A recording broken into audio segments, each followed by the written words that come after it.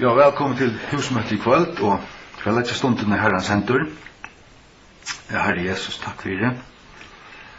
Det alltid et her, at vi kunne gledes over dette, at du litt tøyt lyft som 2 eller 3 samankommen I tunne navnet. Her du uttara mytter, som du sier. Og takk at du her, tunn andi her, og jeg byr til at vera kon nær, og byr at tunn frier skal senkas I rokkon, og be at du salvar østene og smyrst ut døyra bara blå og hvert øyra som lustar og at hun ande må kunne tjena og tala til øynekvann og styrka deg og varvåta deg at jeg må mætast av tunnen åre og mætast av tær tunnen nærvira og I Jesu navne Amen. Jeg atler jeg tås Jesu atterkommer. Men så gjør det så jeg til kom til mun at her som nok så dominerende I fargen til læreren som baptistene fører fram at hvis du frelst så kan du ikke missa det. Så vi kjenner at man hørte sagt det var kallet øyne for frelstur, evige frelstur. Og jeg ofte tås det før.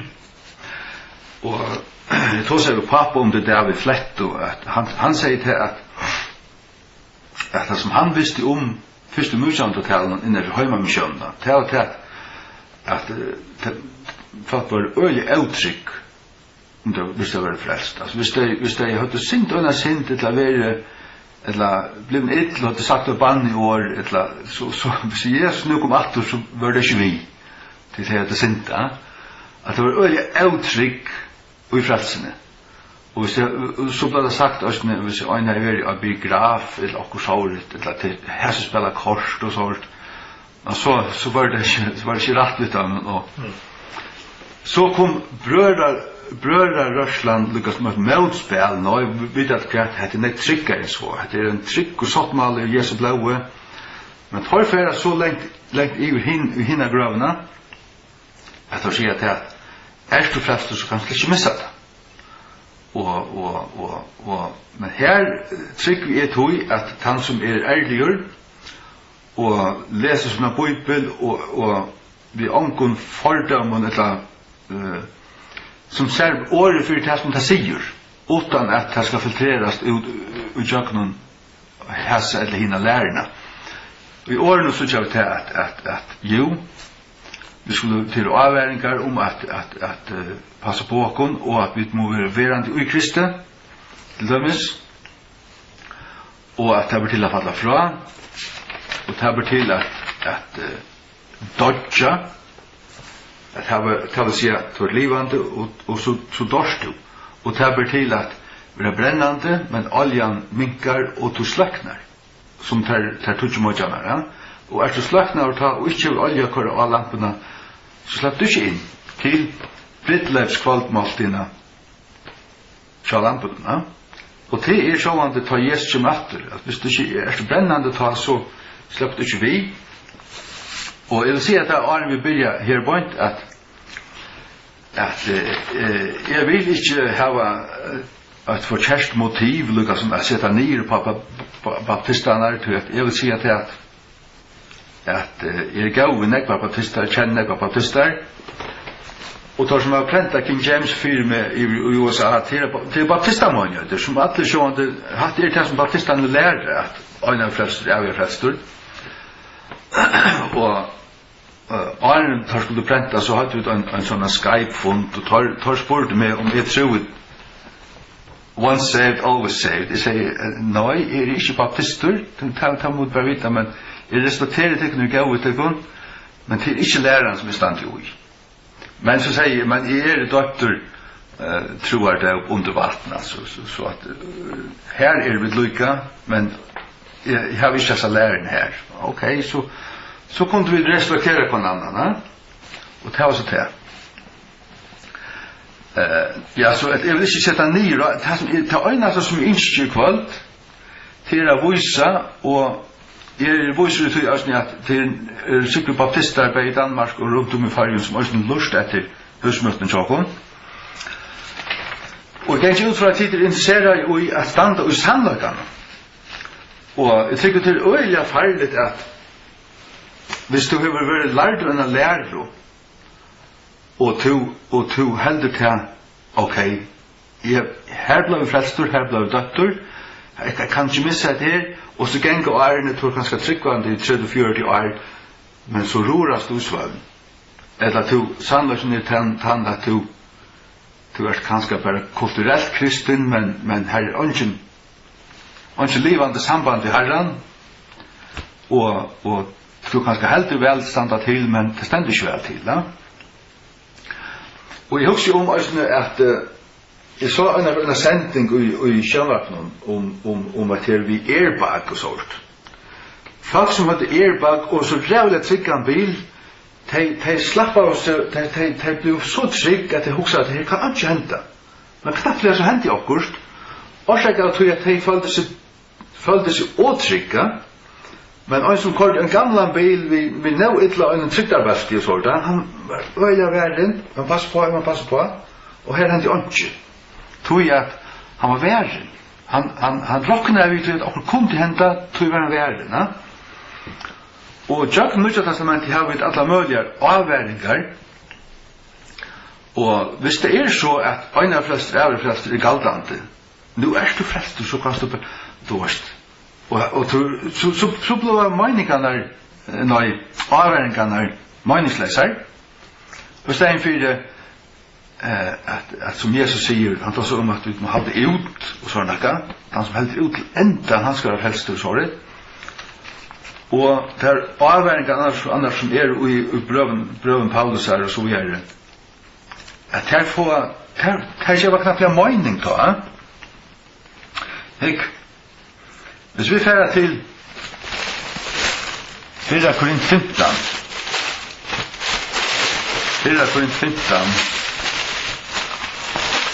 jeg skal bare si at sugetøllene, så først vi færer, så var det nærmere å finne til sug 238 og Nye Testamentet. 4 Korint 15. Det er så klassisk brått om hvert evangeliet er til Paulus.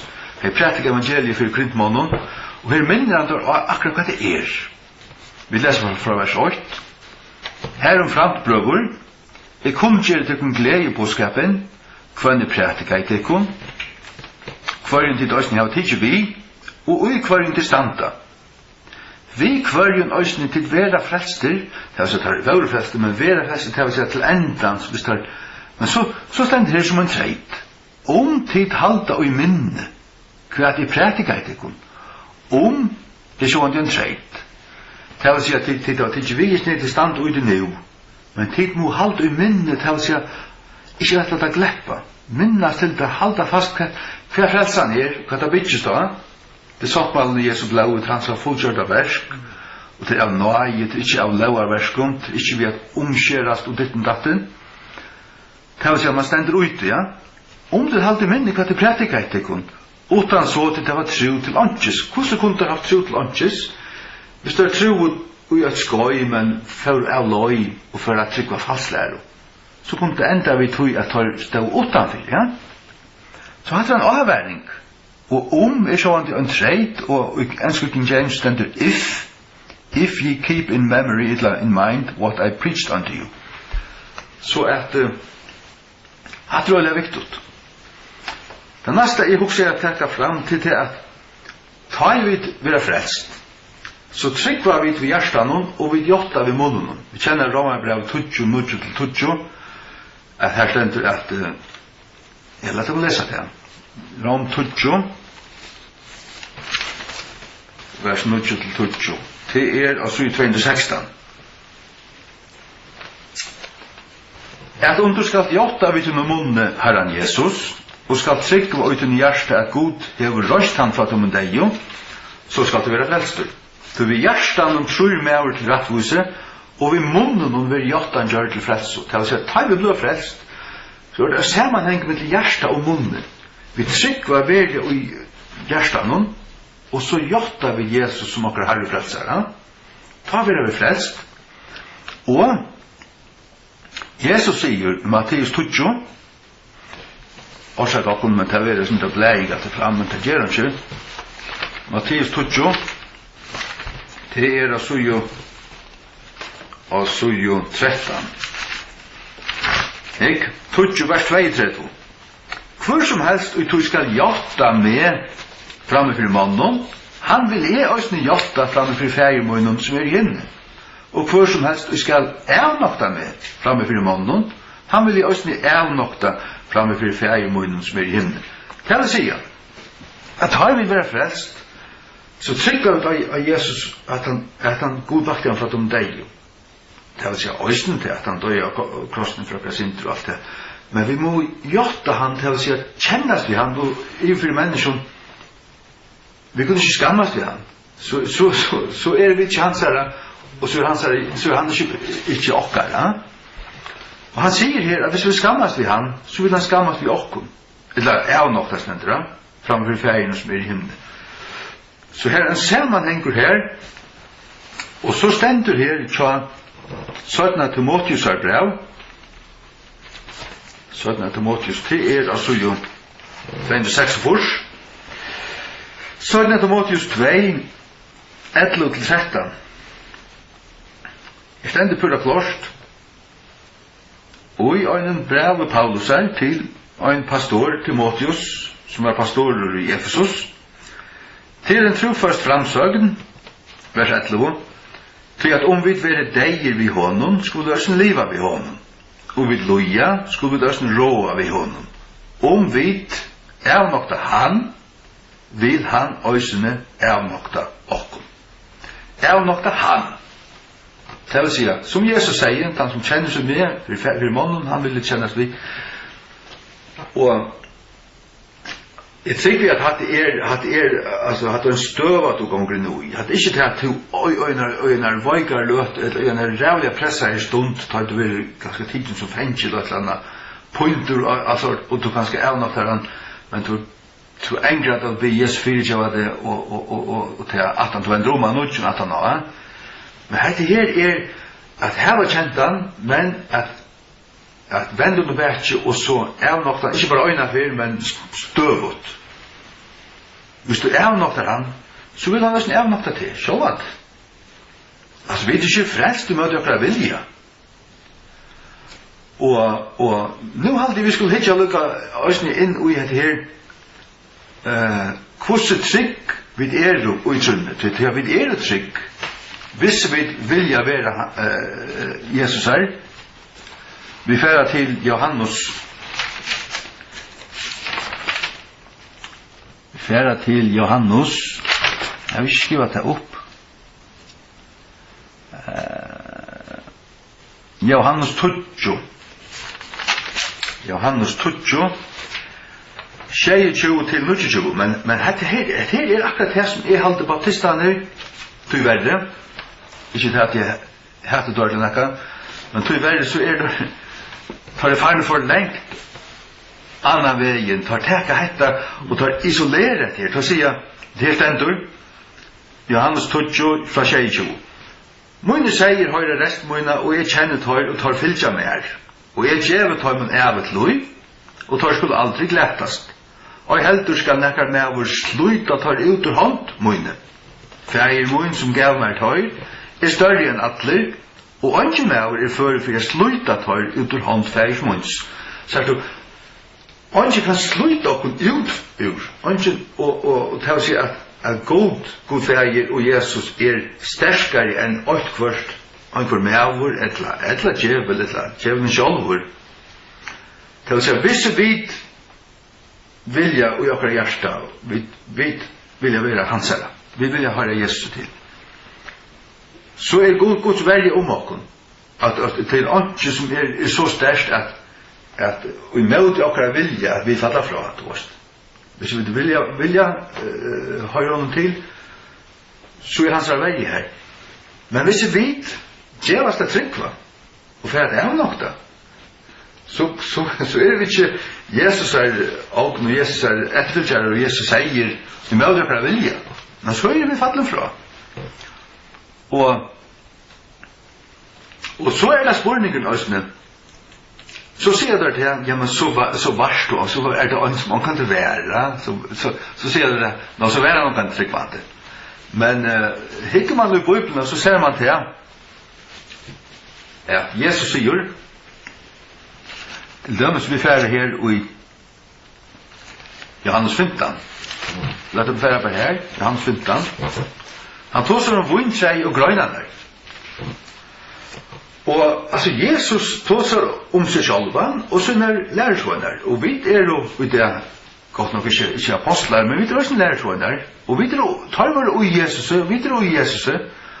Og det som han lærer tar, det man se om det kunne si okkur på det også, annars det øyelig løy, alltid. Johannes 15 fra 8. Det sanna vintræi, og fægir mun vingarsmævurinn. Hverja grøyn og mer som ber ikke avvøkst, teker han bostur, og hverja grøyn som ber avvøkst, han rønskar han til å seg god fægir, at hun må bæra fram møylig avvøkst. Nå det til røyner jøkken året som jeg har tala inn etikon. Vere og mer, og og tekon. Han så grøynen ikke kan bæra avvøkst av seg sjálvare, utan hun vil verandi og i vintræinum, og i møyra kunne tid, utan tid vil verandi i mer. Hvordan blir du verandi? Det er at du erst, men du må fortsette. Løy vi å være. Det er å si utan hun vil verandi i vintræinum. Og i møyra kunne tid, utan tid vil verandi. Det er å si at det øvet må være møvelig. Og lesa vi her, så slutter vi til. Vintræi, tid til grøynene. Han vil være i mer, og i hånden, hin samme ber fram miklan avvøkst. Det vil si at okkar øynasta strui halda okkur nær Jesus. A vera verand i hon daglia. Bia daglia, lesa Guds ord, og vera tatt Jesus. Så ber vi avvøkst. Hin samme ber fram miklan avvøkst. Til at utan mer kunne det ikke gjøre. Men så sier han, ein mævur veri ikkje verand i mer. Det vil si at han sier sånn at han i honom. Men han vil ikke verand til at han draknar og fyrir bostur. Vil han kastar fram som en grøyn, og vil fallna over, til at han fallnast, og menn sauna ter, og kastar der inn i elden, og til å brentar. Hatt rulla vordet det der. Brentar, altså, alt annet lykka ut fra Bibelen er lærer som holdt, så det at så fallna det, og tog det ikke langt ui Jesus, og tog det en deg grøyn her, men kom og sanda det saman, og inn i elden mitt om, den elden må være helvete. Ja, men her er det deg, og du er ikke Jesus langt, du er ikke langt kristen. Men det grøyne vær, og i hånden, men det er ikke verand i hånden, Så sier han vers 6, tid vil verand i mer, og årmunne vil verand i tikkun, skulle ditt ombya hva ditt vilja, og det skal være gjørst tikkun. Så dette altså hvis man teker det lukka som face value, akkurat som det stendur, så dette en kraftig avværing til at man skal passe på seg. Og man skal være ugen, man skal være halda seg nær Jesus, og være sikker i at man i Jesus. Det kan nå fære til lukten som samanen. Det Lukas 8. Lukas 8 til 7-5. Fra vers 12. Tei vi vekkanten tei som høyra, så kommer djevelen og teker bostur året ut ur hjertuntarra, at ikkje tei skulle tryggva og være frelst. Så stendur vers 13. Tei av kletten tei, som tar det høyra, teka vi årene ved glede. Og hessi har onka rævd, som i øyna stund tryggva. Tei teka vi årene høyra da, og tei tryggva, men bare øyna stund, og av frostingar stund falla fra. Det vil si, tei gøyme ikkje årene, tei høyra da, tei tryggva du. Men så kommer frostingar stund til å være røynd, og så faller det fra at det vil si, samarbeid hadde vi hatt vi vintræ i grønnerne, så det akkurat som det færre ur Jesus. Samband vi vintræ i ver ikke verande, tog dør grønnen, og så faller det fra. Og så hokser man at her, King James er fall away, ja? At falla fra, det vil si, at falla fra a falla fra en standande støv. Den standande støvan til at du stender som du øyer. At du og Jesus, og du stendur hver, og i trunne. Men falla fra, det vil si at du gjevst av standa, du stendur ikke møyra. Så kan man ikke si at ja, men han stod omkant han var omkant i Jesus. Jo, Jesus sier det, det betyr at ikke langt å være verand i hånden, og så være brentur. Og hese hørte året til tro, men det er vi hjertet gjør, det er unga rønt. Det er gømte det ikke, det vil si at samme vel at Østen vi 4.15, som er det første vi løser, så gømte det ikke i minnet det som det hørte. Det låt det gleppa. Det vil si at og samme vel at Østen vi i Møgnøyden i Galatia, de kjenner at han skal Møgnøyden i Galatia, vi kunne fære her til Galaterbrevet, det er altså jo 24 trus. Møgnøyden i Galatia, Paulus er ved i her og prætika, og Møgnøyden var kommet til, og det var tidlig med ut, det var frelst. Hvis vi leser kapittel 8, vers 6, så sier han, jeg undrest av at det så kjøtt er bortflutter fra hånden, som kallar ikon inn i nøye Kristus. Det ble kallar inn i nøye Kristus, at det er 23. Galaterbrevet 8:6. Er det en øren gledebåskap, det har sett hørt en ørvise båskap, så sier han, som ikke er en annar, men det har vært sommer som avregvat ikon, og vil du spilt gledebåskap Kristus. Det vil si, brandlata, brøyta det. Og det som er hendt seg Galateren, det var til at omkriver kommer inn her, og sagt at utan til å være omskårende og halda mauseløv, kunne det ikke være frelster. Det er så tar for å borste fra gledebåskapen, omdratt mauseløv, som vet til frelsen. Det er så tar stå ikke langer i nøyen som frelster, men nå skulle det halda alle mauseløv, og her vi vevna bløyva frelster. Ja? Og Paulus sier Victor i kapittel 5, vers 4. Galaterbrevet 5:4, vers 23, fra vers 3. Det er vittne at du for hver mann som er omskåren, at han er skuldnare til å gjøre alla launa. Først punkt og prikka. Kristus er våren tikkun av angare virkne. Hver som helst er tikkun og er rattvisgjørde vid laune, til er fallner fra nøye. Fallner fra. Det er så tar stå ui, men hvis det ikke langer trygg av nøyene, som det er Jesu fullgjørde versk mer til frelso. Han er frelsare, du er frelst, men det er for å halde launa, og hvis ikke klarer til å halde alt dette, så vil jeg frelst, så stod det ikke langer ui frelsene, og stod det ikke langer ui nøyene, da var det fallner fra. Det vil si at det stod ikke langer ui. Og han sier her, at Kristus er våren rikken av angare virkene, altså han gagnar det kunne ikke. Det får ikke gagn ui tog som han har gjørst. Og så hvis du vil si at ja, så var det angare frelster, så vil jeg si at Galaterbrevet 3 sier at forbya i andan.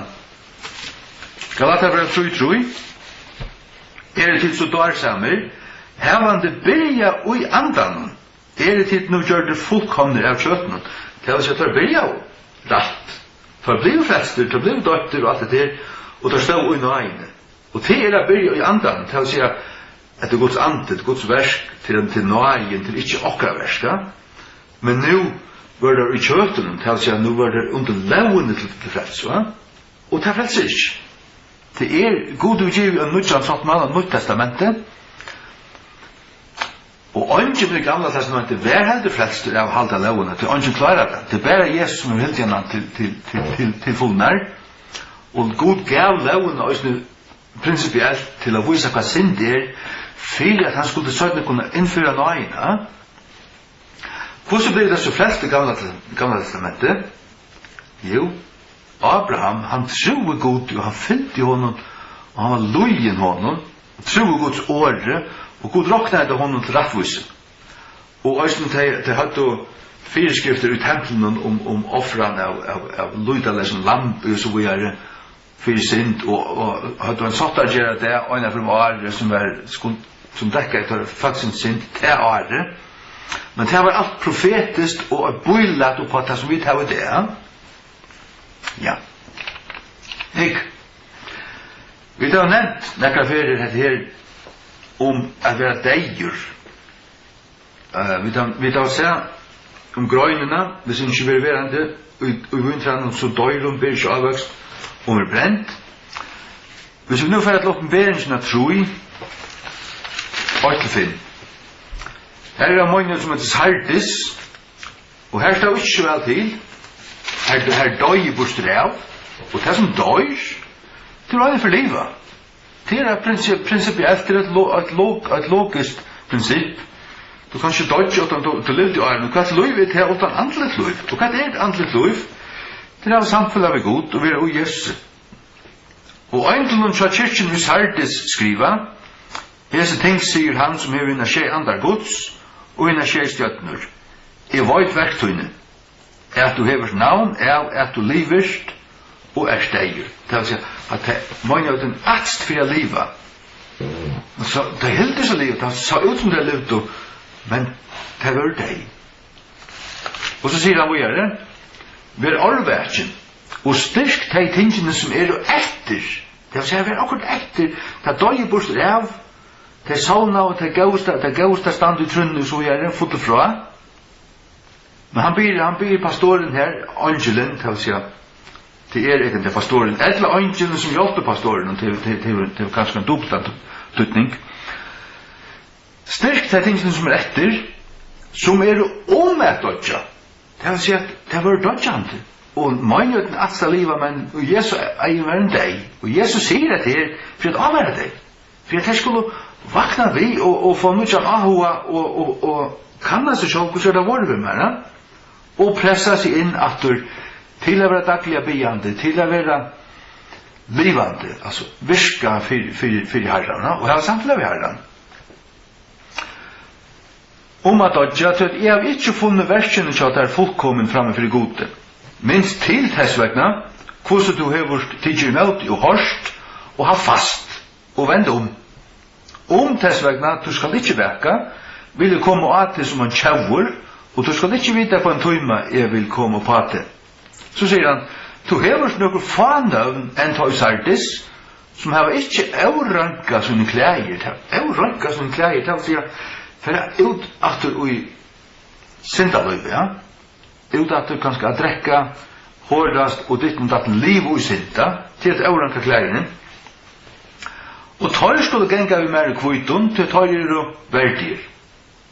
Han som er vinner, hins samme skal være klattur i kvitanklatna, og jeg vil ikke slette ut hans navn ut i Lussens bøk, men jeg vil jotta hans navn framme for færgemunnen, og framme for ønklen hans.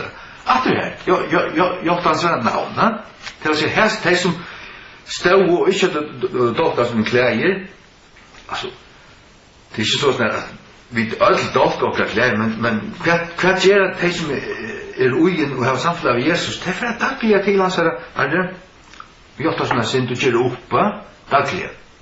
Men blir det sånn at du bare lever i synd, og det er bare det, og du kanskje enda hørt at du kan ikke missa det, men sannheten er du er støyndeier, lengst igjen, så er det en øyelig alvorlig fastlære, og jeg tror at har lærere som stand og lærer folk til, og roer det i svøvn, og lærte det halte vel til stendet, og det ikke stendet vel til.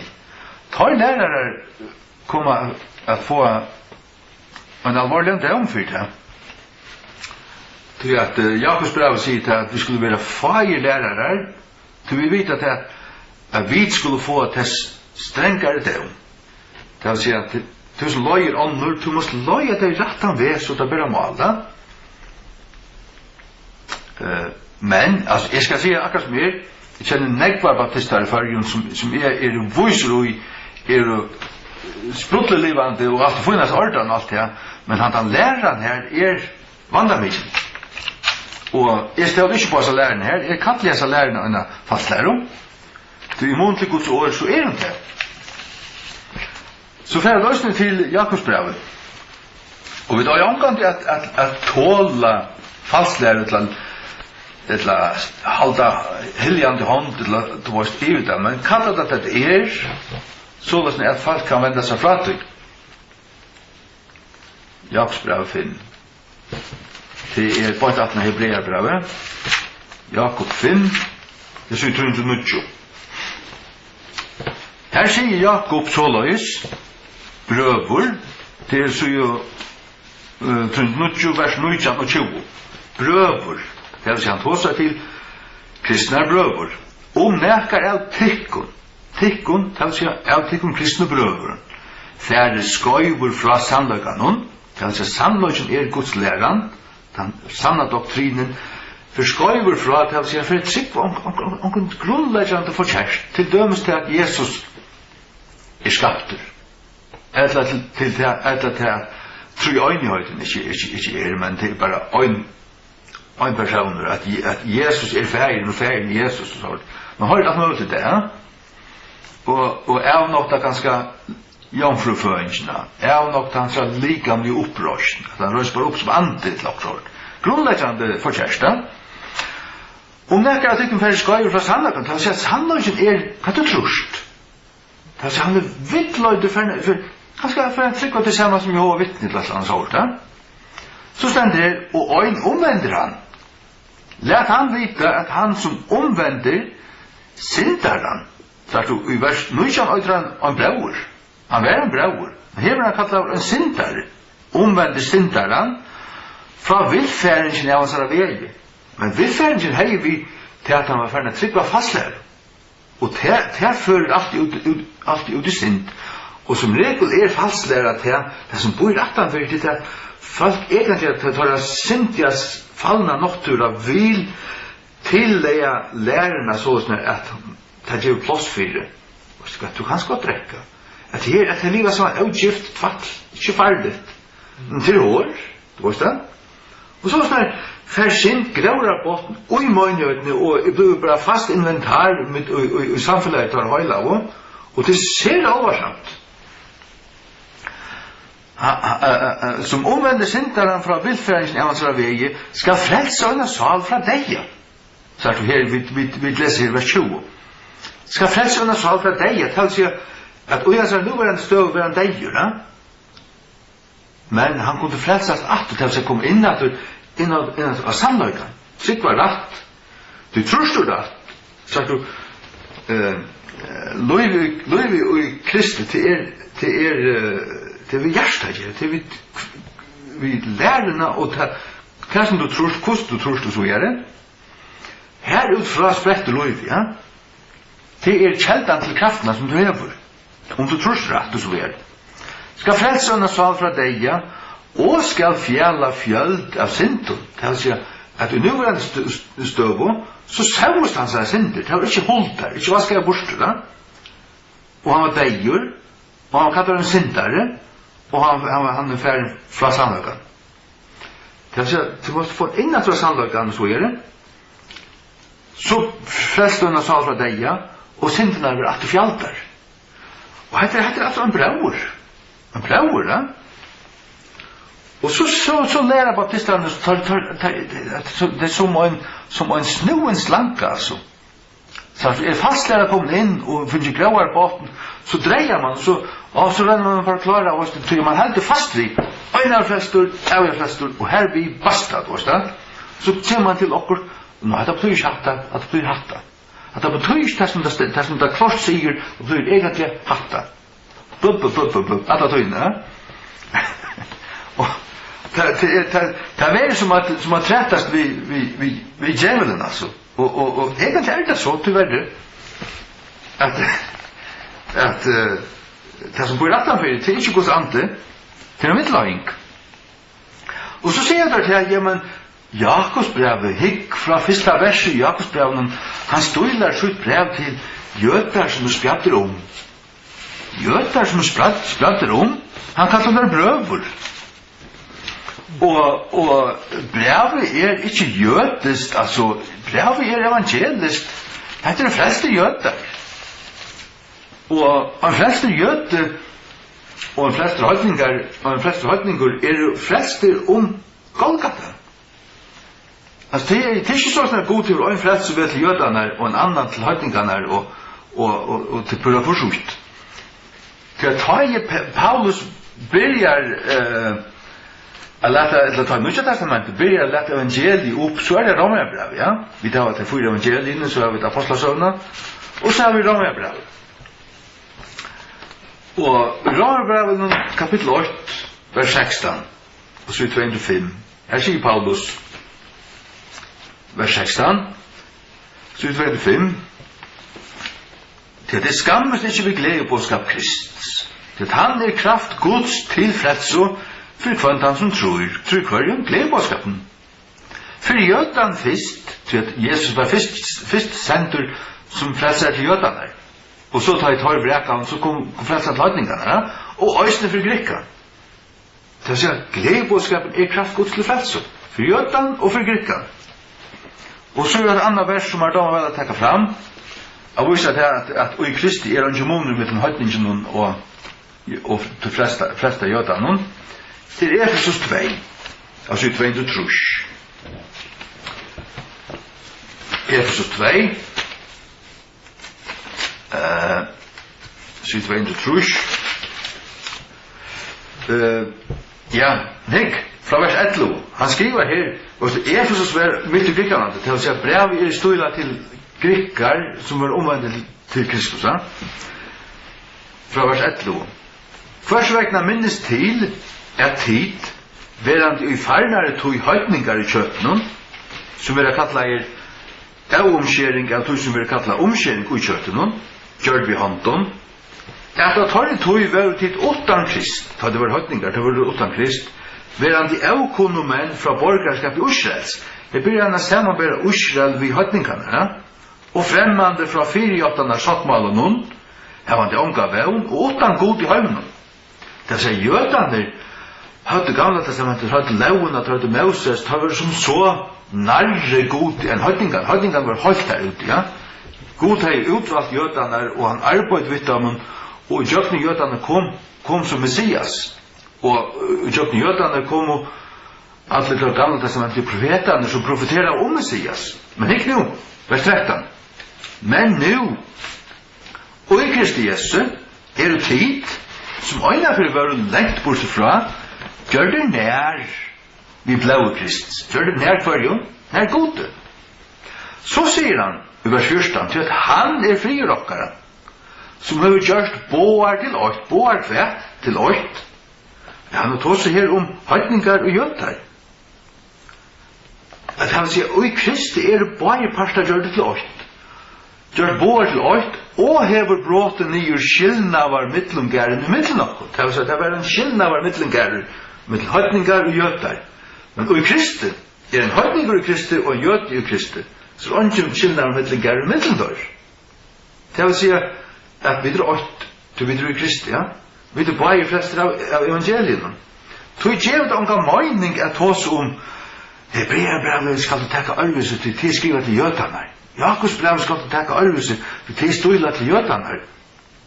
At det tar øyne måla pukk, eller våla pukk, som døyter, og sjalt om det støyla til jøtar, altså, ja, Hebreerbrevet støyla til jøtar, og det vil si at han skriver, nu får jeg til Hebreerbrevet, altså utfra døgnafens. Hebreerbrevet han forklarer han ikke om han samarbeid gamla testamentet med Nya testamentet, og offringarna av blauen i templen sammanbord vi offringarna av Jesu blau vi atlar og alt det. Men vi som er høytningar, og her finnes alt Guds år, vi kan jo kjenne det likevel som man gjør det. Vi kan studera gamla testamentet, lesa Bibelen, kjøkken, færen og arre, og kjenne alt, vite alt, kjenne søvna og alt, lykkes vel som man gjør det, og få lykka nett gagna og lese Hebreerbrevet som man fleste gjør det, andre måneder. Og så jeg gav det ikke av sånne fattelen tjadamon, selv om jeg er større, og vi kjenter som brøver her, han og alt det der, at det en fastlærer tjadamon. Nu får jeg lese Hebreerbrevet 6, 255. Og som jeg sier i armøte, det en burmålte, vi taler et år, en tøyma man, kanskje 5 kvarter vi først. så vi så proppmätter och så färre vi till chips att han har 2-3 turer, sorry. Akkurat som inte. Och ja, proppmätter så är det. Hebreerbrev 6 från vers 8. Tessvekna, färande från början av sättningen av Guds lära Krist, lät dem också färra vojare från med fullkommenlöjka. Øylegjande aftur grunnvøtlen av omvending fra deg verskun og av trygg for møt viskote, av læren om døpar, om handalegging, om opprørsning av deg, om avgjant døm. Det vil si, hette grunnvøtlen, vi standa av som ting vi skulle ikke legge det om at, vi skulle ikke gjøre på det, vi skulle lette det være og søke at være vujere til fullkommenløyga, som man sier i vers 8. Vi skulle færa fra byggarna setningen til å si ikke gløyma det, men vi har lært det, vi skulle færa lære andre ting òsne, til det som man mener vi her. Vers 3, og hetta vilja vi gjøre om god løyve. Det vil si, ikke leggja grunnvatten om matur, men færa vujere. Så sier han vers 4. Tog jeg til av møvelig tja tøymon som var øyne for opplyster. Hva mest av opplyster, det vil si, finnes ikke kunnløyga, lærdur, ha se og skilt. Lærdur av Guds ande, ja, opplustur, og hava smakka av en himmelsk gav, og hver er den himmelska gavan? Det er Jesus som kom nyer som Guds brei fra himmelen, det vil si, våren frelstur. Og hver gjør det lovtekare i halk andan, det vil si, at innsiklar og finnes halk andan som frelstur, og hava smakka et gav og Guds, det vil si, dubden er du vil smakka til hvordan djupt og rukt og veldet det er, og kreftene er evne kommande verand. Kreftene er evne kommande, det vil si at kreftene som vera i tusenar ut som tar Jesus kommer råa i Jerusalem, i tempelen her, kreftene er, det vil si at opprørsene kreftene er ganske, du ser et under ut av tvei, ut en løyve, og du opplever i mist. Så stender det vers 6, om tøy skulle falla fra. Hikk, det er bedt til altså at det var smakka alt enn ta vi lovtekar i halk andan og smakka Guds gode ord og kreftene er kommande verden. Om du så faller fra, det er ikke til å falla fra er ikke til at du snavar og røyst opp atter. Eller du var tølder og du sint, men så raknar du vi kanskje og komst inn atter. Men å falla fra er simpelthen å fære til en fallande støv og ikke røyst det atter. Eller er nok alt. Det er egentlig det da måneds vi her. Om tar skulle falla fra, at enda nu ikke tar atter til omvendingar, vi til at for krossfesta fyrir seg sjálfun som Guds av nudjon, og seta han til åpna skån.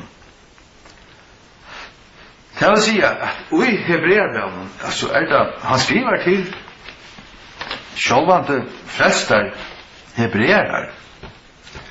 Vardar avfrelstar disse hebrearne som han skriver til, så hadde det ikke tidlig vinjøkken. Det han tåsa om Kristus som akkar høvesprest og så videre, og han tar av tidlig med Jesus Kristus som frelsar og som høvesprest, så er Hebreerbrev ikke givet om nekka møyning. Tog er til brev støyla til flesta hebreerar, og som vi langt kan se, så er ungen skillnader mittlen gærer og mittlen okkon som er høydningafrelst, og de som er jødafrelst. Her er ungen monera. Tog må vi teka hese avværingarna fyrir fullt. Øysninga til at det bør til å hava smakka alt, og så avnokta. Så vi løser her i 17 Timotheus 2 i Johanne, at om vi avnokta han, så vil han også avnokta okkona. Og, ja. Men så vi løser her i Johannes 20 for Johanne, at ungen er ment å sluta okkon ur hånd, hversi hånd Krist, eller hånd fægjens. Fægjemun som større enn det, han, ungen er ment å sluta okkon nekkan mann ut ur hånd hans herre. Det vil si at utrunnig av Jesus er vi vart, her trygt. Den øynaste som kan skilja okkon fra nøyene og frelsene, det er visse vit, og i okkar trygg vera tølt til at trygg var fastlæro, eller visse vit det stendur òsni om det og luknelsen om samanen at det var tølt òsni til stauran fyrir sin luive og rujidøm og alt så kommer inn i hjärsta og året blir ongan avvøkst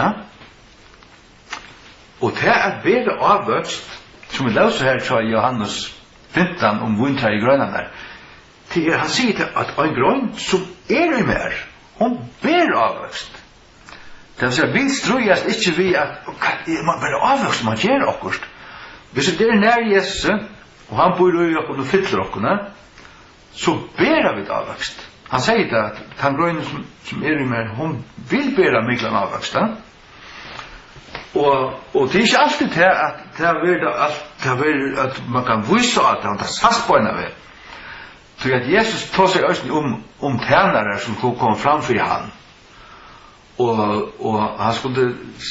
han skulle taka vel møte av og sånn, kom inn til min, og arve rujtje til som tekkene leia. Og tar skulle si, vi har ikke gjørst. Vi har bare gjørst det som okken var anlagt. Tar så ikke til, det så ikke størst på det som vi har gjørst. Vi har bare gjørst det som vi åtto. Og det vil si at som tryggvande er du bare avslapp av det. Det er ikke noe krampaktet noe. Det øyneste at du måste ha Jesus och han är till och att du känns vid han och att du vid akkurat höve bort vittnar alltså du spurte att du sa det skammas du så säger du ja alltså och till döms att åraskifte vi bor det här du arbetar och du spurte ja men så spännande du rätt han vet att du visar sannolikan och du pojkar då så snäver du avskan. Og sånn øysene kanst du hjelpe øren og kanskje du varst ikke auto men egentlig det sånn at årsaker av til at du varst her og årsaker av til at du uttaler det og tog givende stundene tog hjelpe til øren du varst da hei du ikke vært her så hei det ikke vært som det blei sånn kanst du hjelpe øren og fram og være et vittne ut i daglige øysene til at hvordan alt det som kjenner det søtter på det eller opplever det hvor er du vært i alt liv ja? Og så er det så det kan man ta seg ja la meg lukke for hitje på det som jeg skriver nye til jeg var bare flå i iversnere som det frukt ja, det var ikke ofte en rikka best. Jeg flikk var som det til frukt. Det er 4 Korint 20. Vi får kjøtte enda.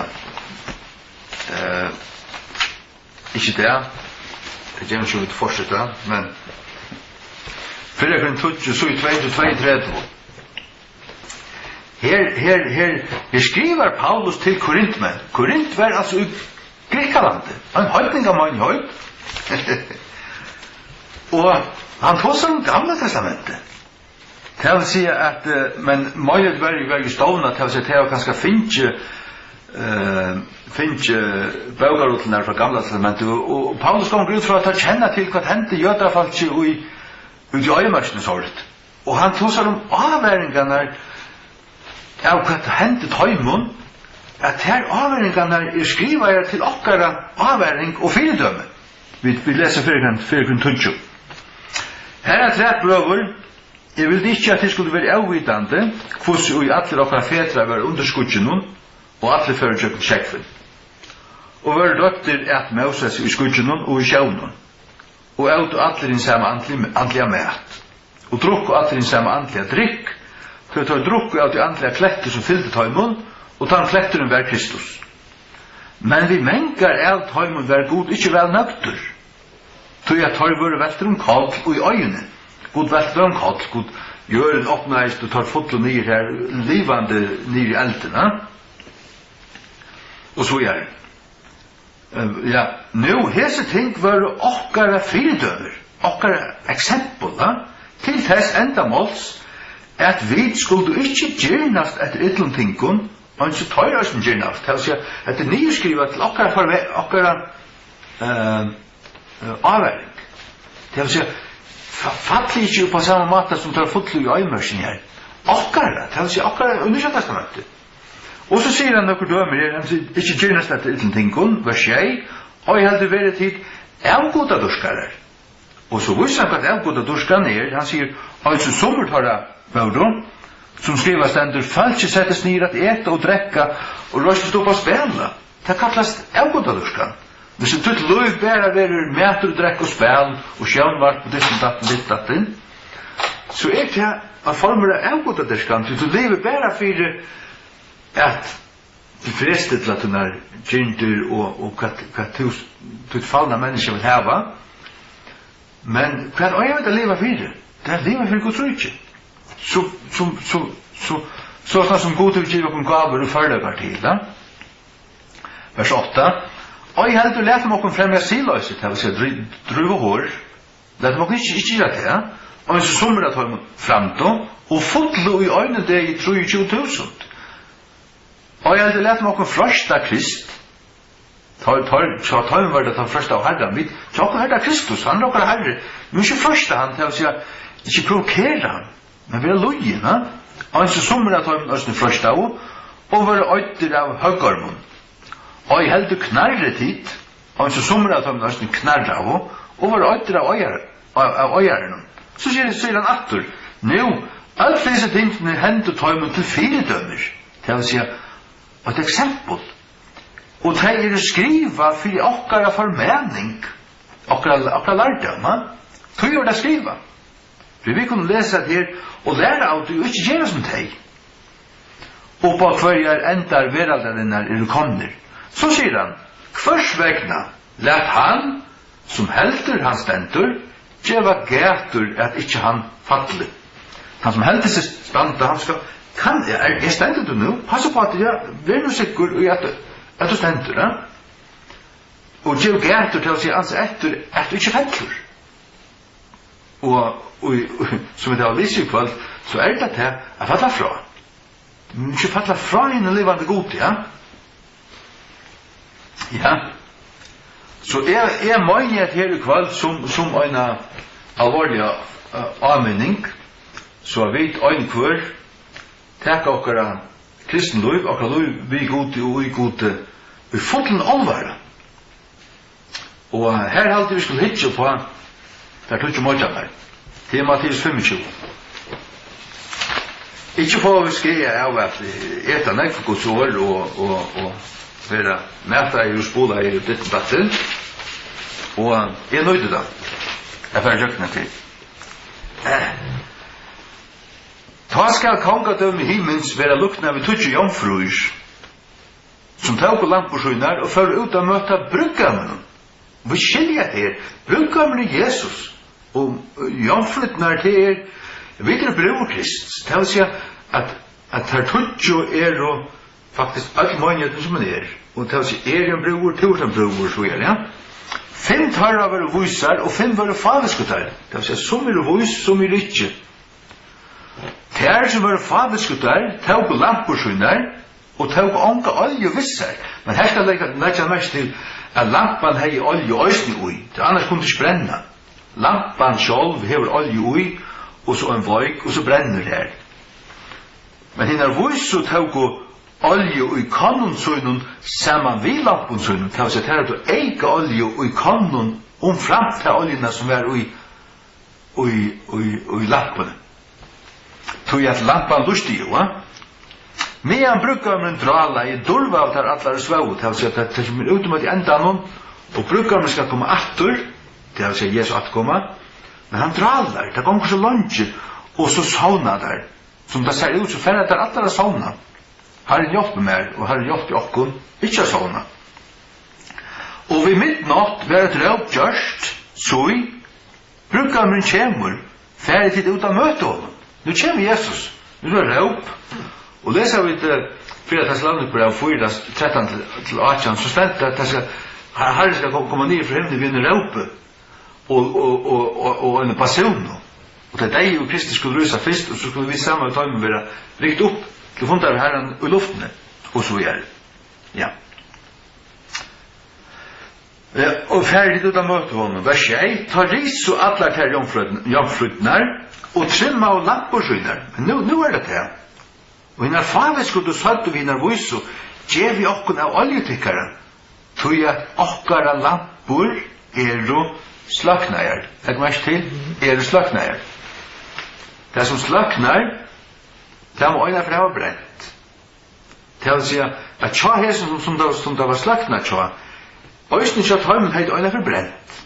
Og oljan høyleg anden, og eldren eldur høylags anda, og tar veur og jomfrur, det vil si at det hørte til brurina, det var parter av Jesu likame, men nu stendet det sånne røynt, og det har ikke olje. Det vil si at det har ikke, man gav tøyen, var det ikke dagliga byande, laus ikke dagliga Guds år, og var ikke utnar så du vet det? Og oljan høylig anden, det det som vi får fra Jesus, det er også saften, hos av de vintræ i grøynene, det saften som kommer ur stammene ut i grøynene, som gjør til at frukt vekser av grøynene. Det er også det sværer til det samme. Men legg mest til lampur okkar slaknajar. Øysene vi tås om evig frelse og alt det. Jo, vi har en evig frelse hvis vi lever i Jesus. Men hvis vi avnokta han, og dodja, og sovna, og slakna og alt det, så er vi ikke langt trygg, Det er det som vi sa. Så er det så viktig at vi er ugen og vis. Men innan vis og sværa og satt og så, at det ikke skal være nødvendig til okkun og tikkun. Men færre til heldur til torra som selja, og kjeipe til tikkara sjåls. Og medan det færre å kjeipa, kom brukkommeren, og ter som var bunar, færre inn vi honom til prittleipet. Og honom var lagt nattur.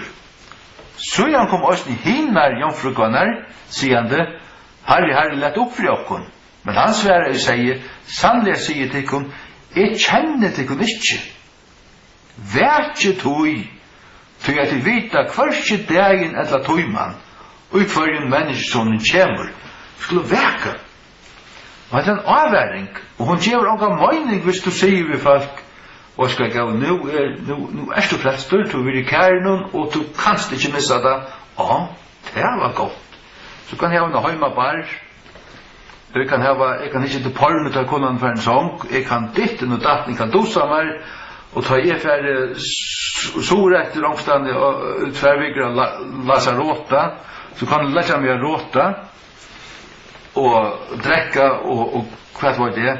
Man ikke ser meg, altså, ja, og så er det. Og det blir en sere vanda med til støva, og det heldur ikke stikk, det kan man sikkert heldur nekva stink, ikke stikk, og det er ikke bare mal, og tøy må vi til herrens her, og hva det anten har vi sartur, ikke til at vi ikke synda, ikke til at, men han rattstidla i rattvente kristni, han ikke er synda, han er sorg om sinna synd, og levde han så som han gjerne vilde, så synda han ångat. Det er innstillingen og hjertans innstillingen tja øynen rattvendun godsbaten, kan man säga.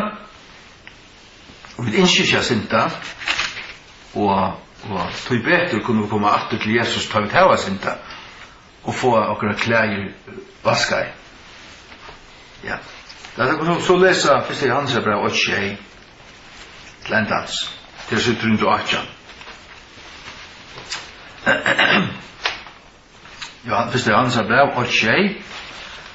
Men om vi gengar i ljausen, eins og han i ljausen, så har vi samfella hver vi annan, og blau Jesu Krist, sonar hansara, rønsar okkun fra allar sin. Det et framhaldande ting. Det rønsar, ikke rønsar jeg, ikke rønsar vi kvørst, så det er et aktivt ting. Om vi gengar, det vil si du gongur til løyve, du gongur, og med for gengande, så gongur han, Det er ikke han gongur ikke bare kvørst, men han gongur sti for sti. Og vi gengur i ljausen, og så han i ljausen, og ljauset det er til at man ikke krekvar ting, man leter alt komme fram, man gøymer seg ikke for gode, man hever ikke hemmeligt liv, Det som til livet som til det som, og det tål dagsens ljus. Det var det. Og så han i ljus, så har vi samfunnet for vi annan, så har vi drøyna sammensko og kunne ha en liv og fellesskap i andan og så gjøre. Og blev Jesu Krist, sånne hans røynsraken fra der synd. Det vil si støvut, vers 8. Om vi sier at vi langar synd heva, så svirker vi dere sjálv, og sannløysen er sjøjakken. Hvis vi sier at det er synd i omgatøy, så løy du, du tar gjerra vidt. Men så sier han, om vi gjort okkara synder, han er trofast og rettviser, fylgjev okkara synder, og at røynsa okkun fra allar i øvratvis, han røynsa okkun, til Jesu blau vers 6. Om vi sier at vi ikke har synda, så gjør vi han til en liknare, og år hans er ikke ujokk. Ja, så hette lukka som støvlen drottun til som jeg vil teka fram i kvöld. Og som sagt, vel målt det, til øyne som lustar. Og jo, jeg halde, det ser ut som jeg har tidsi alt. Ofta det at jeg gløymer okkur viktigt. Ja, vi kunne lesa Romerbrevet i 8. Det gjør det ikke. Det er sånn der han var kapitlet 3, det klarer vi det. Rom 8, fra 35 til 30. Dette viser lukka som atur samsværa vi, det som løs i Johannes 20, at ønsken kan sluta okkur urgåtthånd. Løyde du det trygg til hans herre, og herre varvøy tum i over at hun. Ja, så varvøy han det. Men vil du ikke skøyte du ikke om Jesus, og for det er nok til han, så er det ikke frelst til å møte til noe vilja. Det har du skjermen. Og så gjør ja. Vers 35. Hvor skal etskilje oppen fra kærløk av Krist? Skal trongsla, eller nei, eller etsvøkne, eller svøltur, eller nakne, eller vai, eller svør? Og så skriver stendur, for tunna skild være vid drypner atlandein lengan, vil være rokna som seier til slatringina. Nei, og i ætlen hesson tingun vi meira enn sigursvinnare, og tjøkken han som elskar jokkun. Det er sannførder at hversi deg, eller luiv, eller ønglar, eller fyrstadømer, eller måtter, eller ting nuverande, eller ting som koma skuldu, eller hatt, eller dudd, eller nekar annar skapningur, skal være først for jeg skilja okkun fra kærløka Guds. Men hver er han som ui Kristi Jesus i herre okkar? Det vil si, vi må være ui Kristi Jesus.